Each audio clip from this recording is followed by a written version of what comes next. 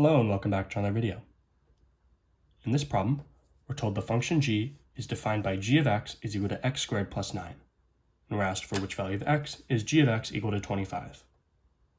So we have our function g of x is equal to x squared plus 9.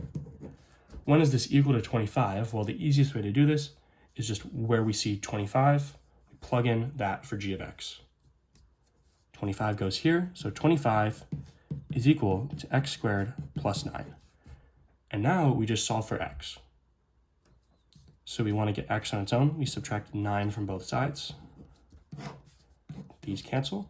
Left with x squared is equal to 25 minus 9, which is equal to 16.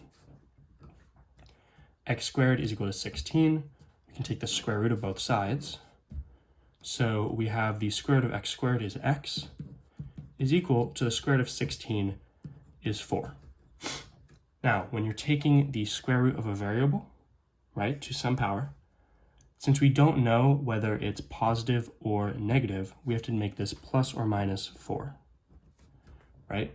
Because negative 4 squared is equal to 16 and positive 4 squared is equal to 16. We don't know which one it is from this equation. So our answer is x is equal to positive or negative 4. If you look at our answers, we have positive 4 is an option and negative 4 is not an option. Therefore, we know A, 4 is your final answer.